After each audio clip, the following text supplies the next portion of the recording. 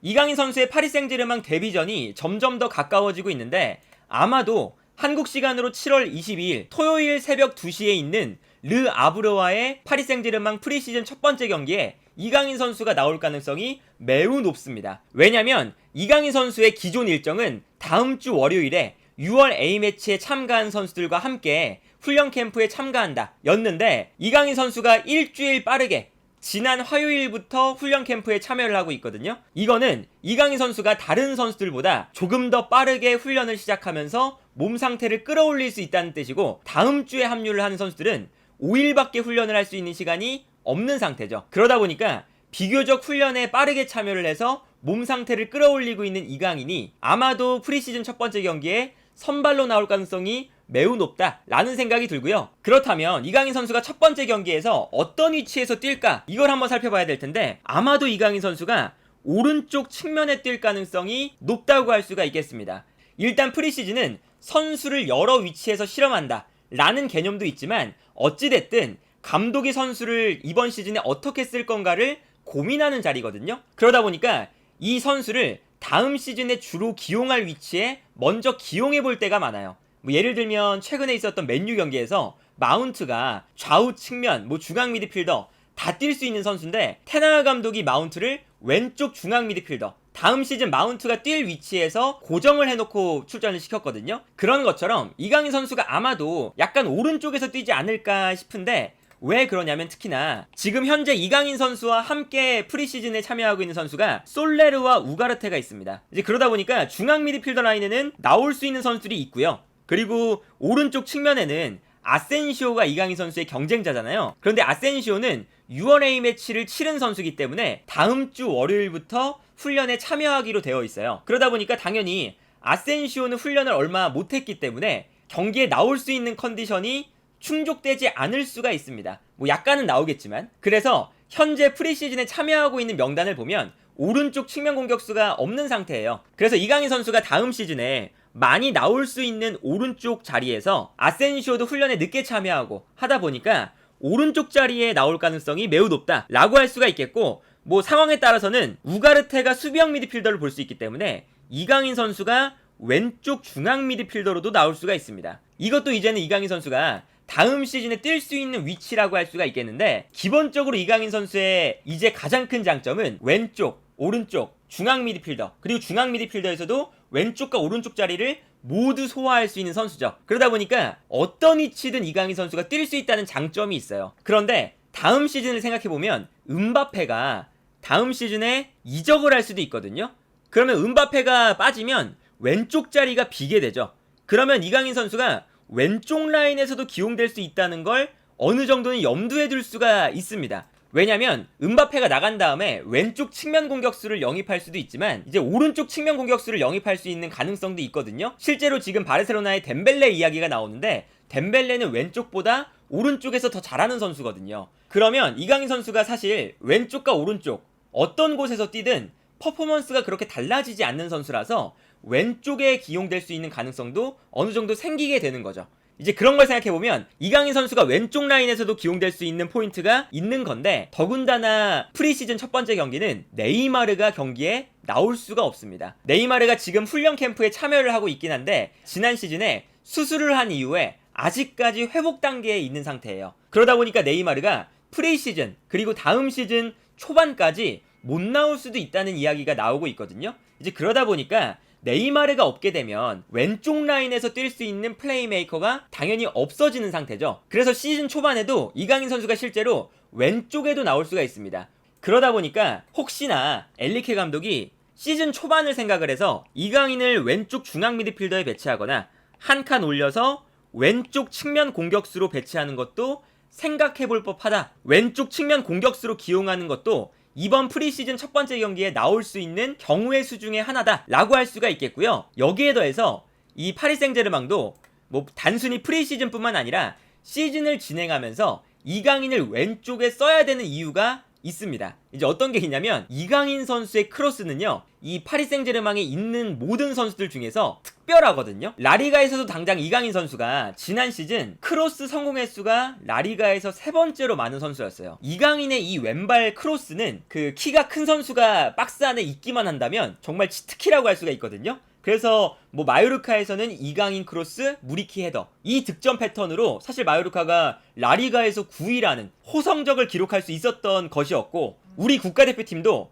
월드컵에서 가나 대표팀에게 끌려갈 때 이강인을 왼쪽에 투입을 해서 이강인의 크로스, 조규성의 헤더 이 패턴으로 가나와 동점 상황까지 만들었었잖아요. 이제 그런 걸 생각하면 제공권이 좋은 선수가 있기만 하면 이강인의 이 크로스 능력은 사실은 뭐 크로스가 단순해 보일 수도 있지만 가장 빠르게 득점을 할 수 있는 패턴이기 때문에 이강인의 왼발 크로스를 아마 파리 생제르맹도 알고 있을 거고, 뭐 파리 생제르맹이 득점이 필요한 상황이라던가 아니면 조금 더 단순하게 크로스를 해야 되는 상황이 나오게 된다면 이강인의 왼발 크로스는 파리 생제르맹이 사용할 수 있는 가장 위협적인 공격 패턴이 될 수가 있어요. 그리고 특히나 파리 생제르맹이 이번 시즌에 최전방 공격수를 노리고 있거든요.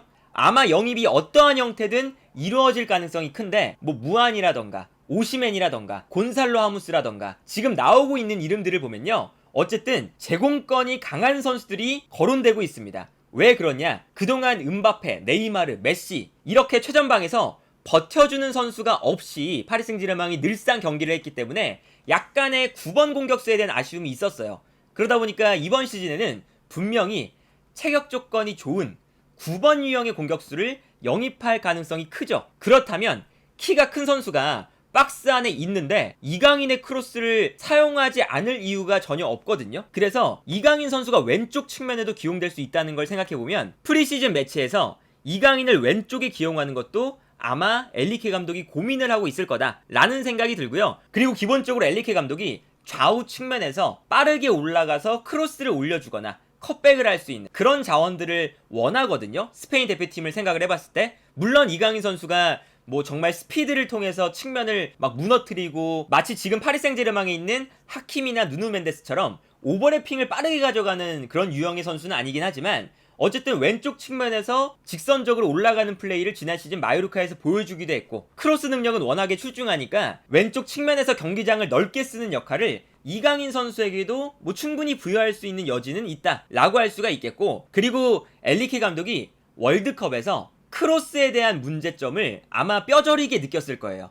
특히나 월드컵에서 일본이나 모로코를 상대로 패배를 기록했을 때 그때 당시에 스페인 국가대표팀이 볼 점유는 엄청나게 하는데 결과적으로 공격 찬스를 많이 못 만들어내서 마지막에는 크로스를 올리고 싶어 했거든요. 그런데 크로스가 올릴 선수도 마땅하지 않을 뿐더러 박스 안에서 경합해주는 선수가 모라타 한 명밖에 없어서 결국 스페인 대표팀이 모로코한테 탈락하고 그리고 일본에게 조별리그에서 패배하는 그런 안 좋은 경기들을 했었어요. 그러다 보니까 엘리케 감독도 아마 스페인 국가대표팀 특히나 월드컵을 이끌면서 아마 크로스 패턴도 적절하게 써야 되는구나, 이것을 이제 아마 뼈저리게 느꼈을 거기 때문에 이강인의 크로스를 유용하게 쓸 가능성도 저는 어느 정도 있다 라고 생각이 일단은 들고요. 그러다 보니까 이강인 선수가 이번 프리시즌 첫 번째 경기에 나올 수 있는 위치가 일단 기본적으로 굉장히 많습니다. 오른쪽 측면 공격수로 나올 수도 있고요, 왼쪽 중앙 미드필더로도 나올 수 있고, 그리고 왼쪽 측면 공격수로도 나올 수 있어요. 그리고 이 위치에 따라서 이강인의 플레이가 많이 달라질 수가 있는데, 오른쪽 측면에 배치되면 이강인 선수가 중앙으로 들어오고 중앙으로 들어와서 하프 스페이스에서 뛰어들어가는 공격수들에게 패스를 뿌려주는 역할, 이 역할을 맡게 될 거고, 아마 왼쪽 중앙 미드필더에 위치하게 되면 이강인 선수가 중앙 미드필더 겸 측면 공격수처럼 아마 측면과 중앙을 활발하게 오가는 역할을 맡을 거예요. 특히나 지난 시즌 마요르카에서 이강인 선수가 미드필더로 나왔을 때 이강인의 가장 큰 강점은 측면에 있는 선수에게 상대 수비가 끌려갔을 때 이강인이 빠르게 올라와주면서 적절하게 비어있는 공간으로 침투해 들어간다. 오프 더블 플레이가 매우 좋아진 선수였잖아요. 그러다 보니까 미드필더로 나왔을 때는 이강인 선수가 올라갔다 내려왔다 이 동작을 반복하면서 아마 활발하게 오갈 가능성이 높습니다. 그래서 사실 엘리케 감독이 스페인 대표팀에서 꽤나 쏠쏠하게 썼던 선수가 솔레르거든요. 솔레르도 측면 공격수, 중앙 미드필더, 그리고 올라가서 조금 더 공격적인 역할도 맡을 수 있는 선수이기 때문에 올라갔다 내려왔다, 특히나 측면으로 돌아뛰기도 하고, 이런 플레이들을 애초에 엘리케 감독이 좋아해요. 그런 걸 생각하면 이강인 선수도